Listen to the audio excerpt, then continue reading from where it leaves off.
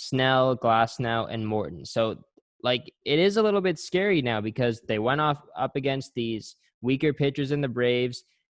They just win the series in 7 games. They get off to that 3-1 series deficit. So it is going to be scary. Like you wouldn't expect it from the Dodgers with so much talent on their offense with Betts, Bellinger, Muncy, Turner, all of the guys 1 through 9. They're really good. So I think the Dodgers can definitely win this series if their offense shows up, but I'm actually really concerned that they might not show up.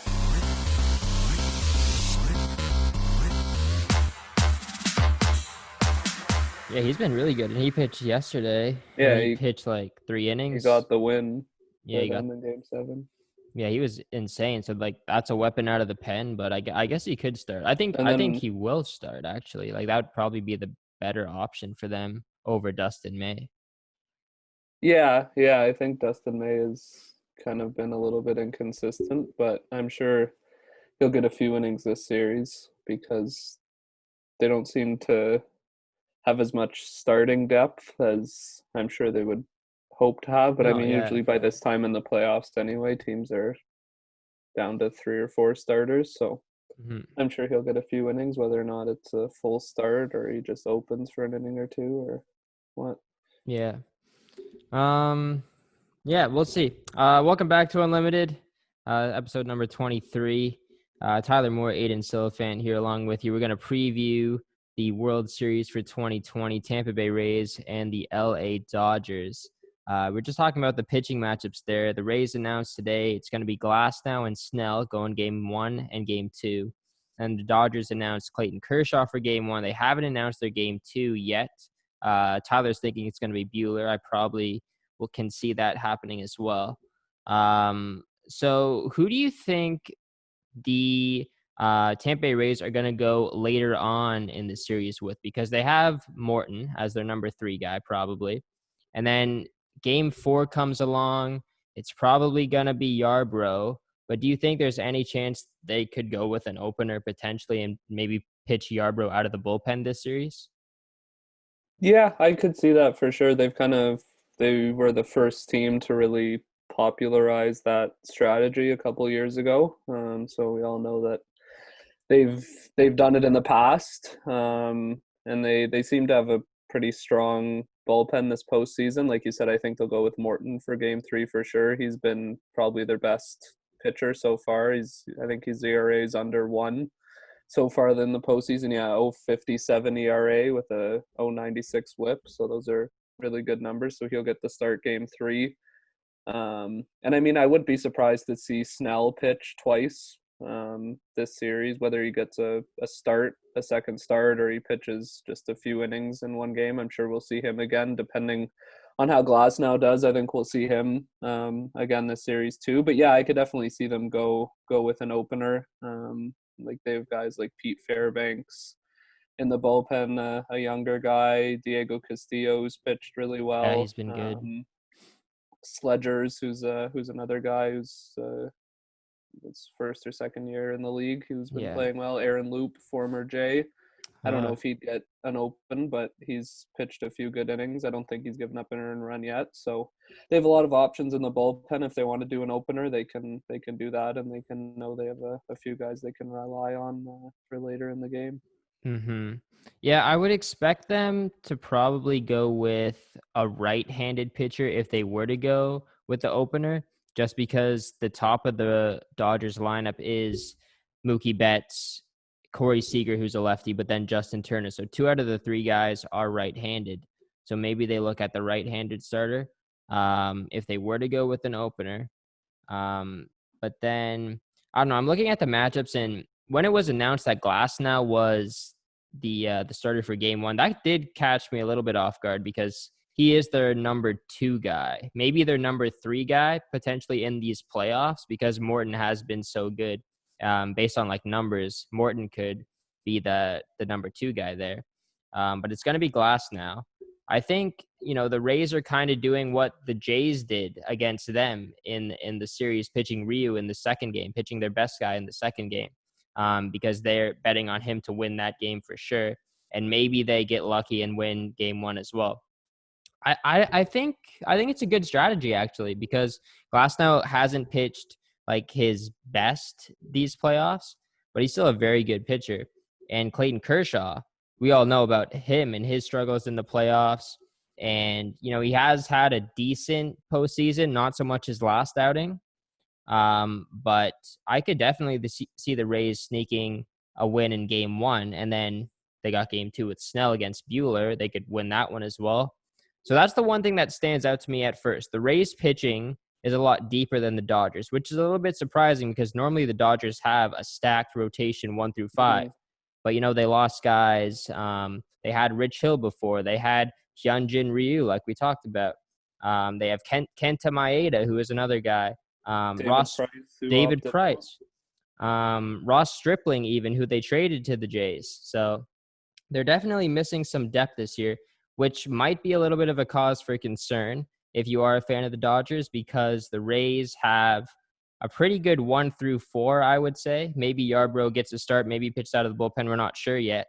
But 1 through 3, they are very, very scary. Um, and then also the Rays defense is probably the best in the league. I know the Dodgers defense is pretty good too, but I would definitely take the Rays over them. Tyler, in your eyes, what do the Dodgers have to do to kind of just to win the series essentially, but beat the Rays pitching in the end? What do you think they got to do? Um, to me, they have to limit the home run balls for the Rays. I think where are they playing this series? Are they doing a bubble where Yeah, it's in Texas, so they're playing in at Globe Life. Texas? That's Okay. where the Dodgers have been playing, and Mhm. the Rays have been playing in the Padres Stadium in Mhm. San Diego. Yeah, so I mean they've been relying on the home run this postseason. Their team average is sitting kind of right just above 200.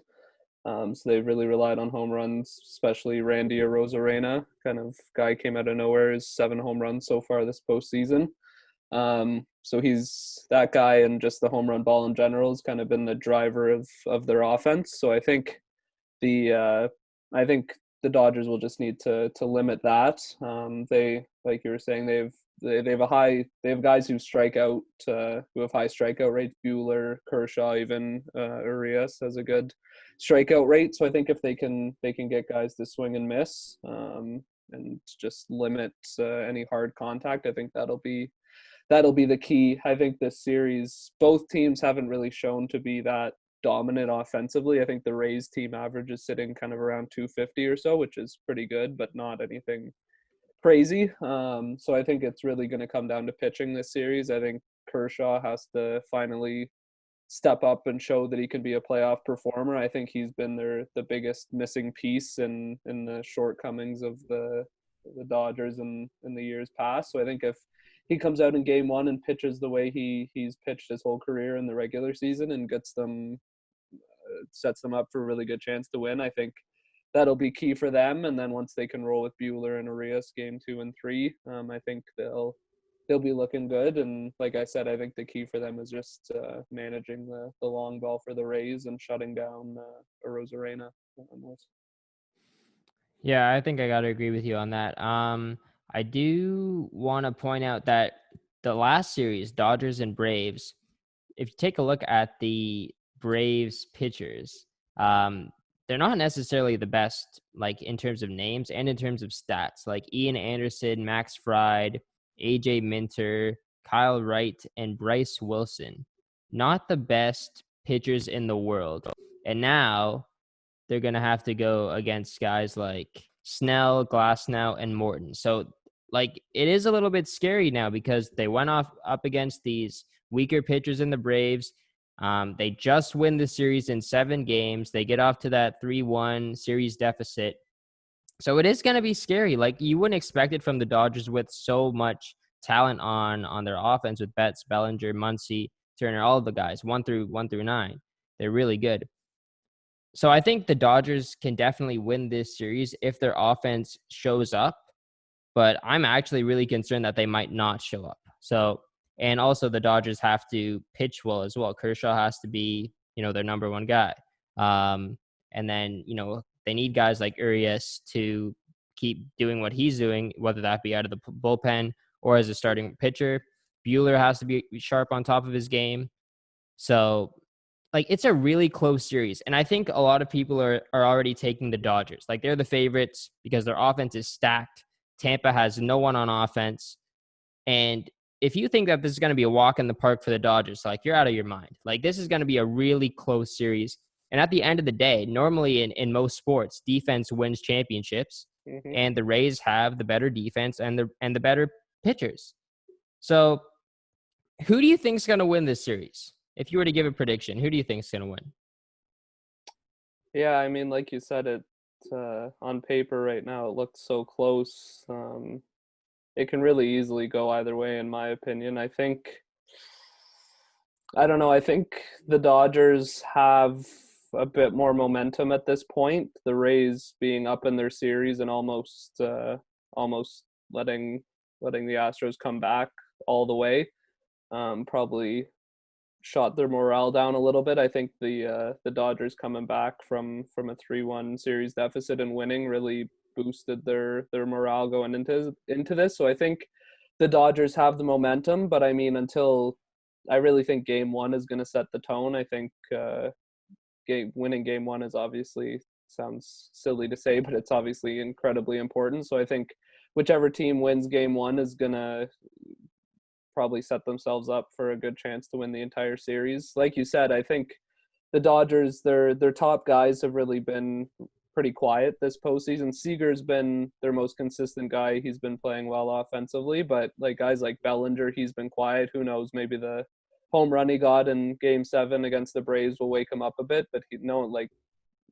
and former MVP, he's been quiet. AJ Pollock, a guy they signed a big money, hasn't been that good offensively. Betts hasn't been anything special offensively. He's made those good catches in the outfield, but he hasn't shown what he can do on the offensive side. So yeah, I mean, I think they have quite a few underperforming guys right now, and hopefully for them, that's they wake up, because if they do, if Bellinger comes back to what he can do, if Betts comes back to what he's shown he can do in the past, I think that it'll be tough for the Rays to limit the offense with both those guys going full steam. So what's the prediction? Is Dodgers? You think the Dodgers will win? Right now, Dodgers, I think Dodgers in probably 7. I could see it going the distance for sure. Right now, I have to give a slight edge to the Dodgers, just like I said, the way their last series went. But it's I'll probably be looking back probably wrong, but yeah, if I Yeah. had a gut feeling as to what I feel right now, I say Dodgers in 7. Yeah.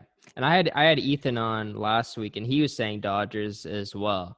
Um, it's the boring pick, I know, but it does make sense. Like, it's hard to go against the LA Dodgers. And yeah, you brought up a good point. Like, the Dodgers were the team that came back from being down 3-1 in the series, and then they're playing the team that gave up a 3-0 series lead against the Astros. So these two teams are kind of in different spots. Like, I think, Tampa obviously was able to close out that series, which is huge for them. Like, they didn't blow the 3-0 lead. They ended up winning in the end. But the Dodgers have so much momentum because they had to win 3 games in a row. Tampa only had to just essentially win 1 game to move on. I don't know. Like, I want to go with the Rays just because it's the underdog. I want them to win as well. But it's so hard to go against the Dodgers. I will take the Rays. I'm gonna play the other side on this one. I'll take the Rays. I think it's just gonna come down to the pitching, and the Dodgers are just gonna be regretting not going out and getting another starting pitcher at the deadline or trade. Or I know they got David Price, which is obviously unfortunate that he's injured.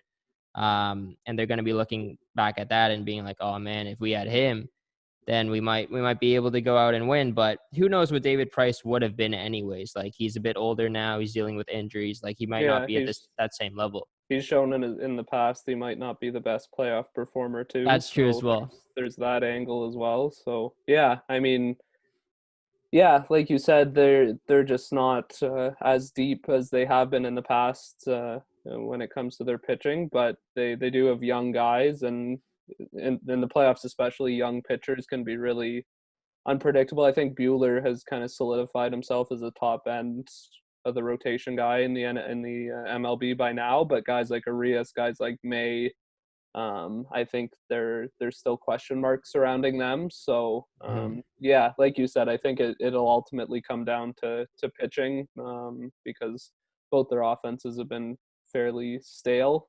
Yeah. So yeah, whoever can navigate their pitching the best, whoever can utilize their bullpen the best. I think they both have a decent amount of depth in the bullpen. Oh Both yeah. teams are I pretty would say comparable there. they're the two best bullpens in the league too, and both Dave Roberts and Kevin Cash know how to manage that very well. Like we've Yeah, seen, like exactly. especially Kevin Cash, like he's made all the right moves these playoffs. So and like picking his starters, his openers, picking his relief pitchers well, closing guys out.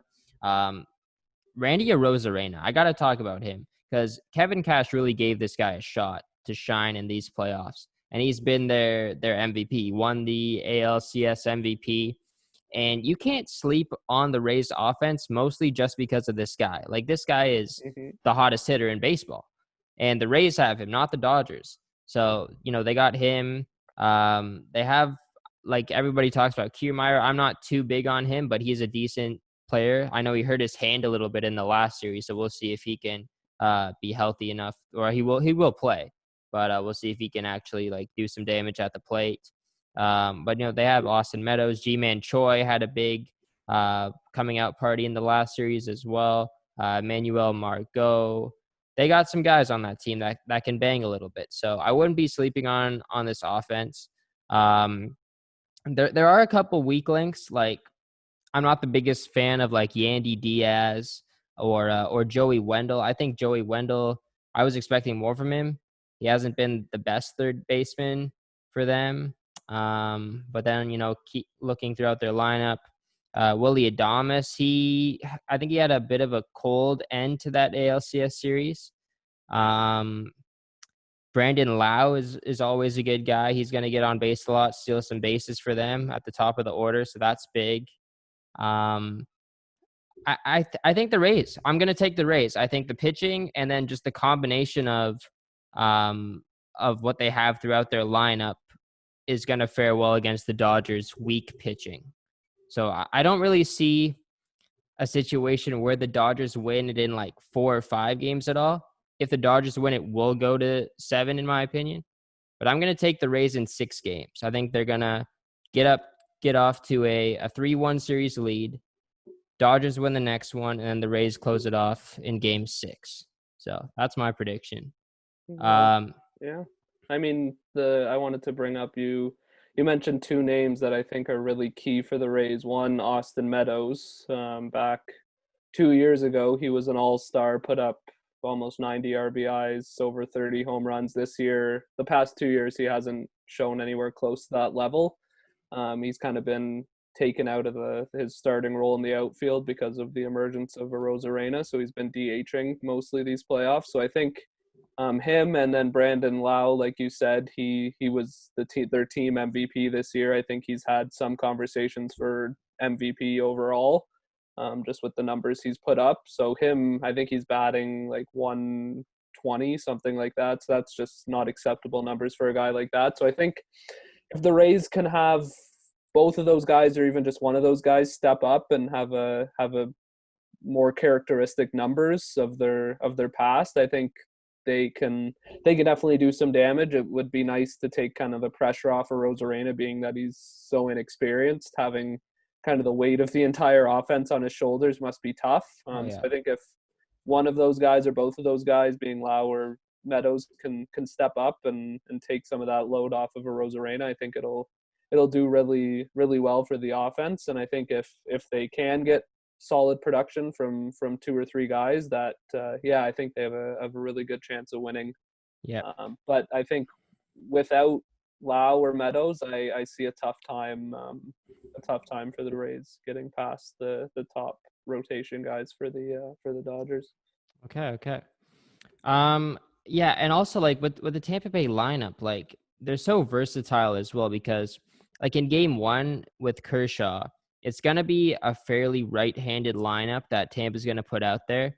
You're probably going to see Mike Brosseau play. He can probably play second base, and then Brandon Lau will move to the outfield, and then he'll move down in the lineup as well, maybe batting like sixth or seventh. Brosseau's kind of made a name for himself as well in these playoffs. And then, at the top of their order, they could have Hunter Renfroe come in as well. He's normally on the bench when there's a right-handed thrower on the mound, but in game one against Kershaw, this guy goes probably right up to the top, maybe in the 3 or 4 spot. So they have a lot of options on the bench too, Tampa Bay. Mike Zunino is always a good, staple behind the plate for them, that can, play well defensively. And then he can also hit a bomb or two if need be at the bottom of the lineup. So, I mean, the Rays offense is definitely not as scary as LA is 1 through 9, but there are some pieces and there are like chunks of the order that can do some damage if they get on base, like Lau gets on base, and then you got a Rosarena, then you got like Renfroe. So there's guys there that can definitely put some hits together and they can get some runs.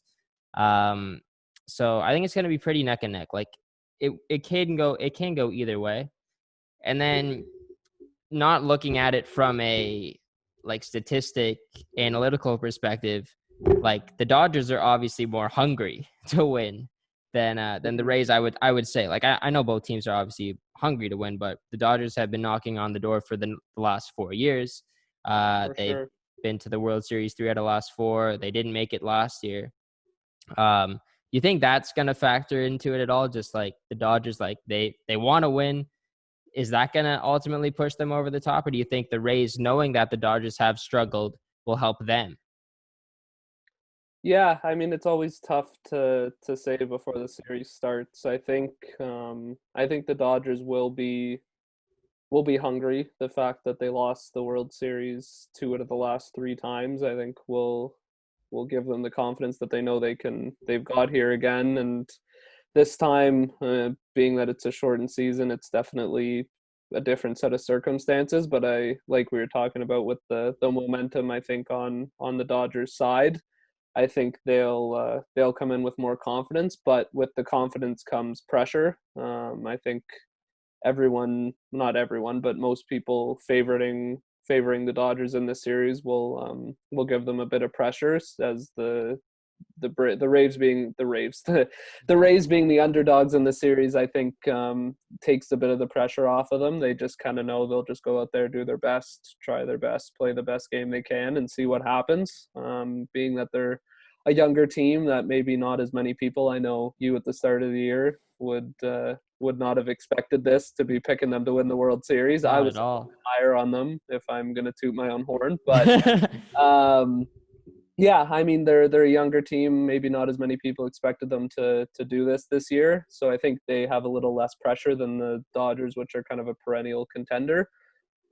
Yeah, so I think that'll definitely play a role for sure. But once you get into the series, I think a lot of that fades away after the first game, and you just kind of play every game like it's the last game of the season and let the best team win. So I think it plays a psychological role in maybe the lead up and part of game one. But once you get into the flow of the series, I think most of that talk is out of the players' heads at least, and they just go out there and play ball. Yeah, I mean the pressure is definitely on the Dodgers more so than the Rays. And yeah, the Rays can go to bed knowing that they're the underdogs and there's not as much pressure on them.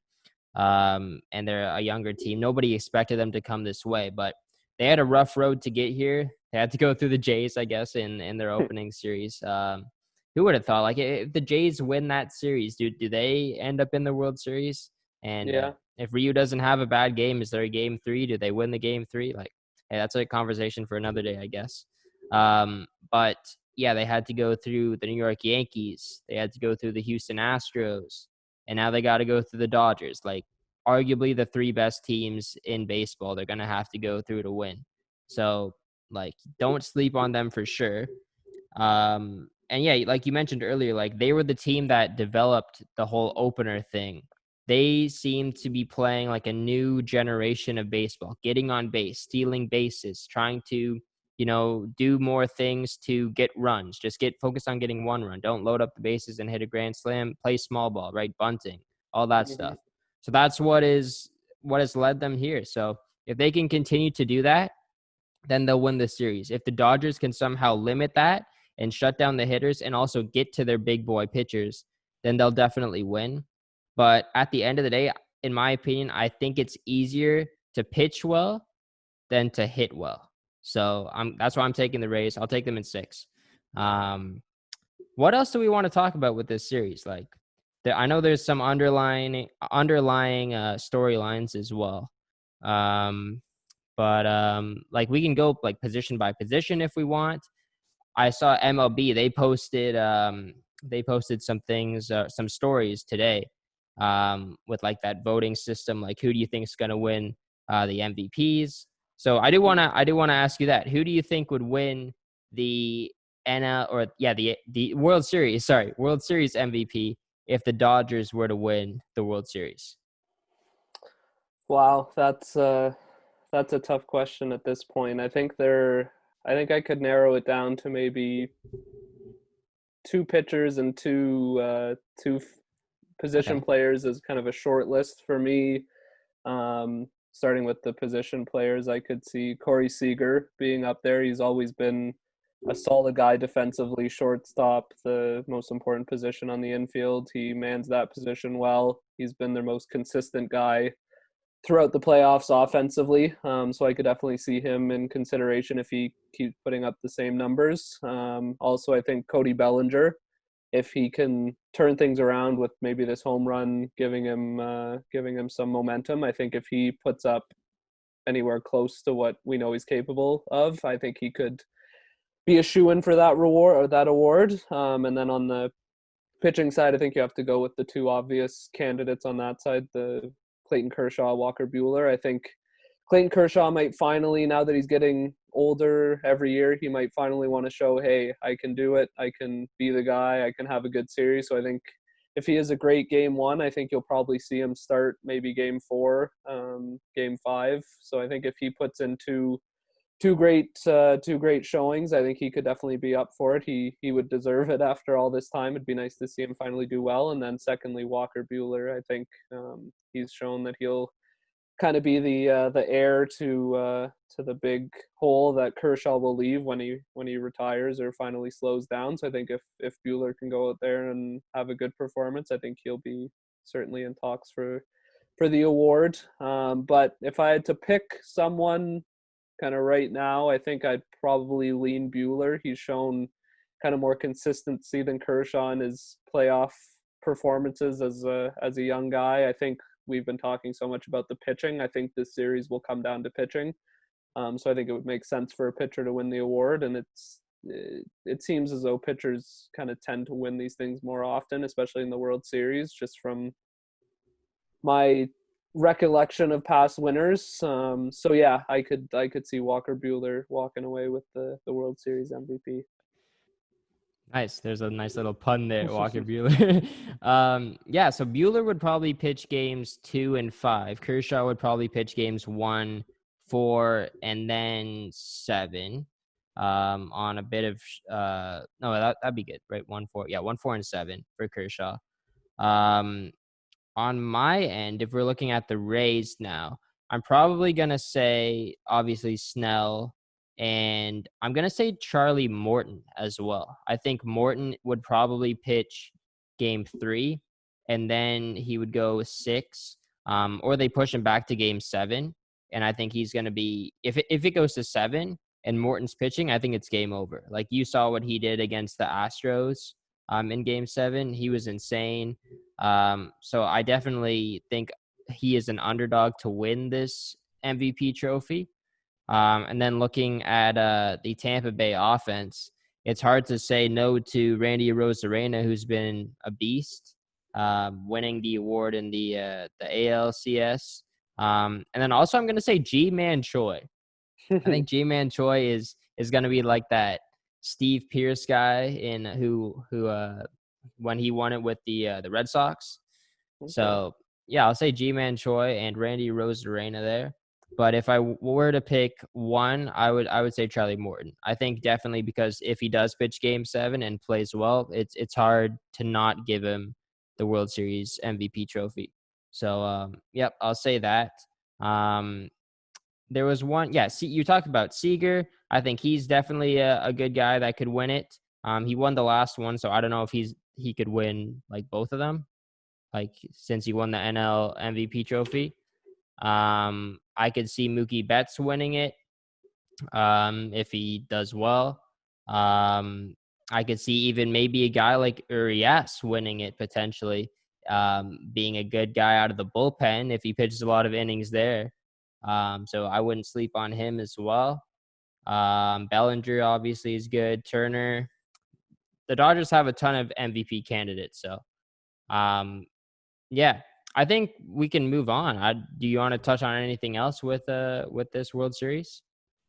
Well, I've been kind of thinking it's a pretty interesting contrast this year. You have kind of the big spending, huge, well-established team versus the kind of Moneyball type um, lineup and team philosophy. I think it's interesting, like you were saying, the Rays playing kind of a new brand of baseball with the opener and their team budget. They've always been known as kind of a small market team, so I think it's really interesting to see kind of two different philosophies taking both these teams to the same place. And yeah, it'll just be interesting to see what plays out. It's a cool storyline, the big spenders versus the money ball. And I mean, we saw the Oakland A's, the originators of Yeah. Moneyball, maybe not going as far as they wanted, but I think there's a lot of similarities with that team. Kind of like you said, just focus on getting on base. They're not out for the big, huge power hitters. They mix in a couple power hitters, but most of their lineup, they're just known as kind of scrappy, versatile players who are just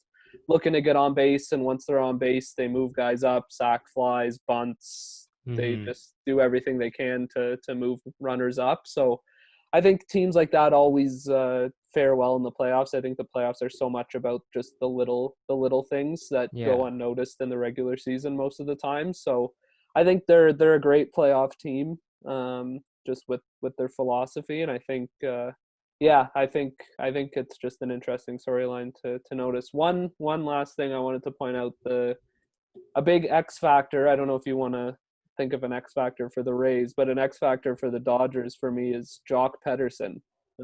He has Peterson. been Yeah. Yeah. pushed out a bit with um, Muncy now at first, and Bellinger being pushed into center field with Betts and right, and who do they got in left? Chris Taylor, I guess, in left. Yeah. You could So go with Kike Pederson, Hernandez potentially, yeah, but yeah. Kike Hernandez as well, but he's been kind of pushed out a little bit. He'll get some time DH, I would think, but Hmm. he's hit 375 in his 24 plate appearances these playoffs. So I think he's a guy he's shown in the past he has tremendous power. So maybe he's a good pinch hitter type late in the game. You need a big hit, he can step up there and get it for you. So I think he'll be a guy to watch. I don't obviously think him MVP candidate at all, but I think he'll be an interesting piece to watch. Kind of maybe high leverage moments. You need a guy to come in and get a big hit. He could be that guy to step up and do it. No, definitely. I agree with that. Peterson's had some pretty big hits as well in the playoffs and in past years as well. Um, I don't really have, I guess, an X factor on Tampa Bay. Like, I'd say Hunter Renfroe just because he's not going to play every game. He's I probably was going to be thinking more that too. off the bench. And I think when that trade happened, you trade away Tommy Pham for Renfroe. A lot of people were upset in Tampa Bay. You know, they thought they lost that trade. Pham's obviously the better piece, or he was. Now Renfroe has had a great year. Um, so I think it's going to be him. He could come off the bench, pinch hit a home run if you need him to. Um, and then for the Dodgers, I would say Kike Hernandez as well. He might be a dark horse to maybe even win the MVP award if he stays in the lineup and if he doesn't go to the bench. And he can play second base. He can play the outfield if you want him to as well. Um, so yeah, there's definitely options there. Um, like I'm looking at the Dodgers bench. Like they got Edwin Rios. I don't know if he's going to be anything. I haven't really heard that name too much thrown out there, but he's played a couple of times when there's a right-handed guy on the mound because he can play third base if need be for them. Um, so I don't know. There's definitely some names.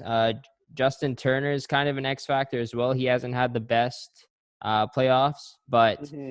I believe he's from LA, and he's a guy that's been there for a long time. He's been wanting to win that championship, so maybe he steps it up and he kind of leads them.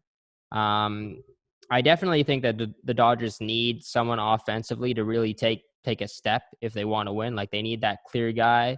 I think for most of the season, it's been between Betts, Bellinger, and maybe Max Muncy, but they need a clear guy to really step up if they want to win this thing. They need like that Kawhi Leonard to just lead them Yeah. now.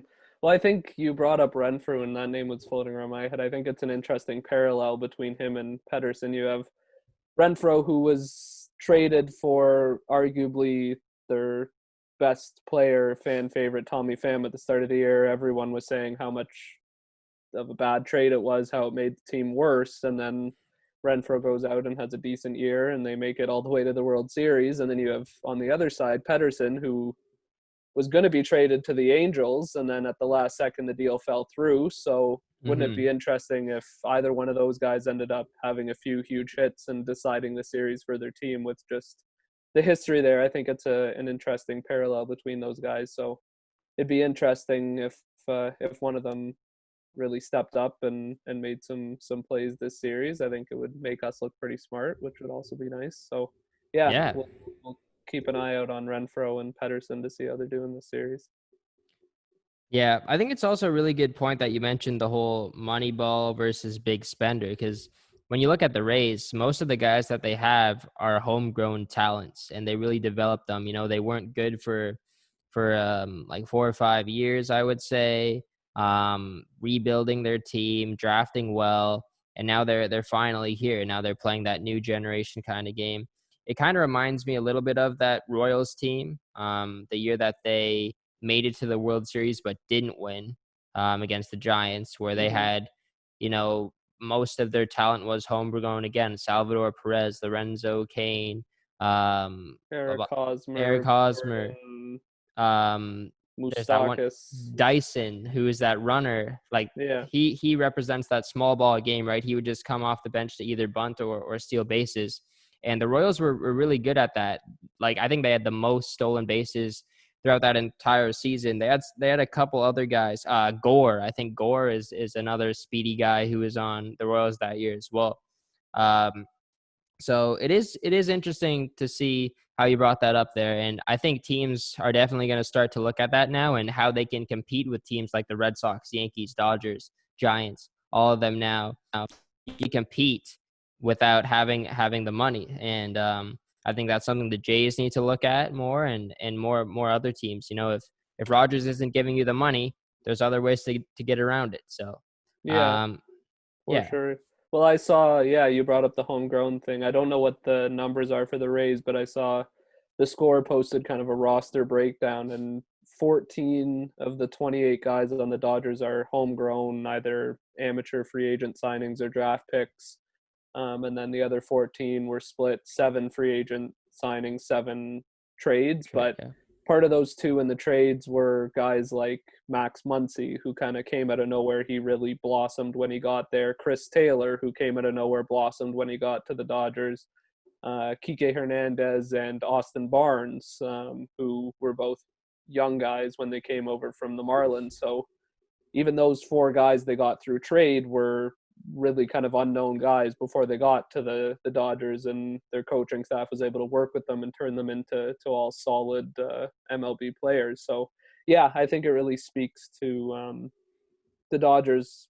Yeah, they have the kind of attraction and the money to bring in those big free agents, but at the same time they have the ability to raise their own stars in their system, which I think is really important, because you're not going to really go anywhere just doling out money to whoever the biggest free agent is. You really need to develop a good farm system and a good development system. So I think the Dodgers are kind of showing that maybe money isn't the most important thing Yeah. when half your roster is homegrown guys. Maybe it's the homegrown development that really should be the focus. Yeah, for sure, for sure. I have one more question for you. Does Dave Roberts get fired if the Dodgers lose this series? How long has he been there? Just a couple years, right? Well, he's led them to the World Series all three times. Okay, so he's been there a few And years. Yeah. yeah, I think it's probably been 4 or 5 years, I would say. I can double check that, but I think like I don't, in my opinion, I don't think Dave Roberts is the problem. Like the manager can only do so much, and the manager has obviously given him a phenomenal team to work with. These guys are stacked on paper. Like, what more can you want? Like, I think Roberts hasn't done like an awful job with the Dodgers. I don't think he's made like wrong moves or anything like that so far in these playoffs. I know in the past he may have last postseason. Um, yeah, hold on. Dave Roberts, name manager, 2015. Okay. So wow, it's been 5 years. Yeah. And he's obviously had phenomenal regular seasons with the Dodgers. He just hasn't been able to finish. And the thing with baseball managers is that it's not like hockey. It's not like basketball where it's all about like strategies and that stuff. It's more about like motivation, I guess, and you know, building a relationship with the team and then just making like minor moves along the way, like lineup decisions and stuff. But it doesn't really affect the game too much, other than I guess a pitching change, right? Hmm. Um, so what are your thoughts on that? Do you think Roberts gets fired? Well, I mean, it's tough to it'd be pretty tough on a guy, I think, especially in a season like this season, to fire someone when he makes it to the World Series. I think he was probably pretty lucky to keep his job after last year, with their early exit there, not making it to the finals. I think he was pretty lucky to keep it. I think he probably would have been fired if they were knocked out by the Braves. I think it Yeah, would have been fair for him to be fired. But at this point, making it to the finals, they're the number one team in baseball, in a shortened season. I think it would be unfair to fire him. My opinion, I don't think he should be fired. Do I think in reality will he be fired?